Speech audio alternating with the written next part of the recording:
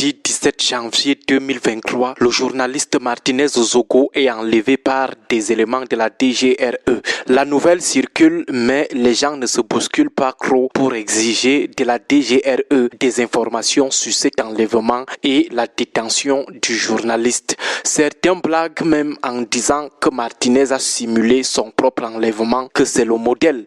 Mais pour la majorité, comme Martinez bavardait trop là, les services de sécurité l'ont seulement pris pour aller lui donner une bonne leçon et après ils le relâcheront. Donc beaucoup savaient que c'était juste le Sissia. Voilà pourquoi il n'y a eu aucune mobilisation importante. On se disait rien de grave ne va lui arriver. On ne peut pas quand même faire ça à Martinez. On ne peut pas le tuer. Malheureusement, le dimanche 22 janvier 2023, on découvre le corps inerte du journaliste amoché en état de putréfaction, abandonné dans un petit village de Soie vers un coltit. C'est là où on se rend compte qu'on s'est lancé dans un silence coupable, qu'on avait aveuglément fait confiance aux services de police. Nous qui pensions que les éléments de la DGRE ne pouvaient pas tuer étions seulement en train de regretter notre confiance. C'était des remords. Plus tard, on nous apprendra que Martinez avait été bien torturé comme une bête de somme, une mort atroce. Après, des éléments de la DGRE sont arrêtés. L'un d'entre eux, avant même son arrestation, confesse qu'il a participé profondément à l'opération de torture. Le patron même de la structure est arrêté et coffré. Après, avec l'ouverture du procès, on apprend aussi que l'État a commis un avocat pour défendre son honneur. L'honneur de l'institution qu'on appelle la DGRE, traînée dans cette affaire par des éléments arrêtés et coffrés. Pourquoi nous évoquons cette triste situation ce matin? Nous l'évoquons parce que nous voulons que chacun de nous tire ces deux leçons en lien avec l'embastillement de l'activiste Steve Akam, alias Ramon Kota. Première leçon, c'est la légèreté du peuple camerounais chaque fois que les services de renseignement enlèvent un compatriote. Même sous nos yeux, on ne cherche même pas à savoir si ce sont effectivement des agents du service de renseignement. On ne cherche même pas à leur demander de nous démontrer qu'ils sont effectivement des anti-gangs. On laisse seulement à l'aveuglette, on conclut que ce sont des agents des services de police. Après, personne ne cherche à savoir où la personne enlevée a été amenée. Elle se trouve dans quel lieu de détention?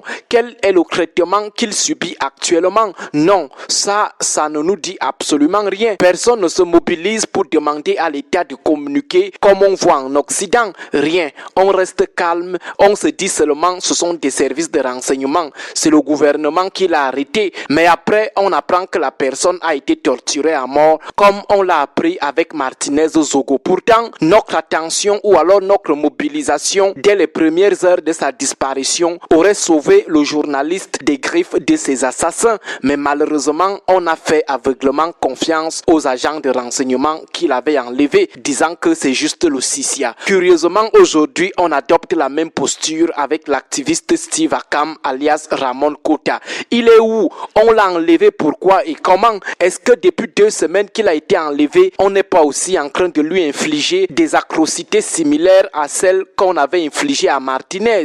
Que disent les multiples organisations de défense des droits de l'homme sur le silence autour de ce qu'on serait en train d'infliger à ce jeune homme? Personne ne demande les comptes à l'État et c'est comme ça qu'on avait aussi laissé Martinez Zogo mourir à cause de cette mollesse, à cause de cette confiance aveugle aux éléments de la DGRE ou des services de sécurité. Ça, c'était la première leçon. Deuxième leçon, l'État reste toujours muet comme une carpe. Les services de sécurité ne communiquent pas de communiquer sur l'arrestation de l'activiste Ramon Kota, mais si par malheur on retrouve aussi son corps inerte en état de putréfaction avec des aveux de ceux qui le détiennent aujourd'hui, comme ça a été le cas dans l'affaire Martinez Zogo, l'État va courir chercher un avocat pour accuser les auteurs de cet assassinat d'avoir utilisé les institutions, les moyens et les ressources de l'État pour leur sale besogne. Le gouvernement va multiplier les communications, démontrer qu'il s'agit des brebis égarées de la DGRE, raconter comment la police se désolidarise de ce personnel malveillant.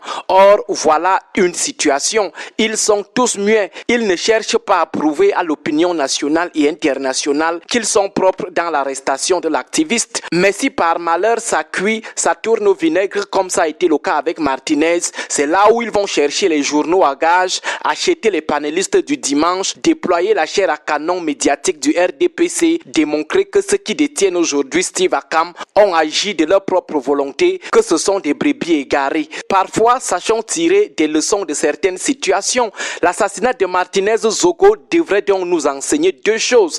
Un, le peuple et les organisations de défense des droits de l'homme ne doivent plus tolérer le silence du gouvernement sur des enlèvements ou des arrestations clandestines des citoyens. Deux, l'État ou les services de sécurité devraient communiquer sur leurs opérations s'ils veulent se protéger des dérives de certains de leurs agents, comme ça a été le cas avec Martinez Zogo. Questionner Edmond Kouakuate sur Canal 2 International à l'émission Scène de presse. On lui demandait pourquoi le cas de Junior Gombe a fait tache d'huile.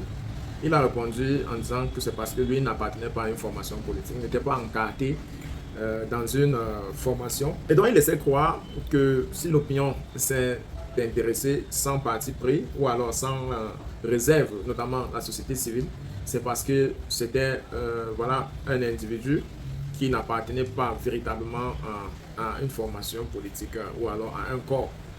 Et cela laissait à croire que lorsque tu es d'une formation politique, tu n'es pas protégé ou bien l'opinion nationale ne te soutient pas assez.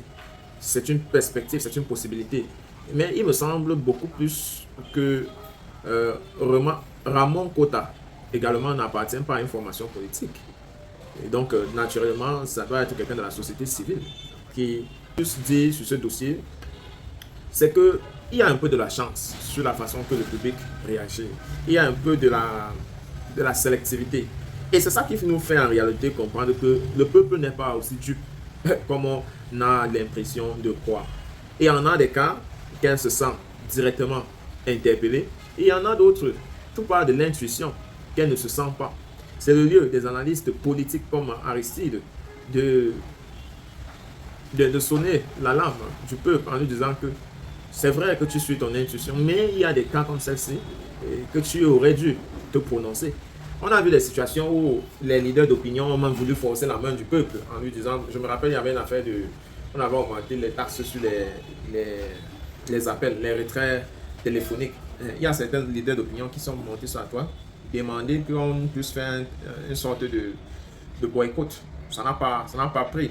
Donc, il faut comprendre que le peuple a une âme qui vient en elle et elle réagit forcément grâce à cette âme-là. Donc, il peut y avoir des désirs que certains souhaitent que le peuple réagisse, mais le peuple réagisse contrairement.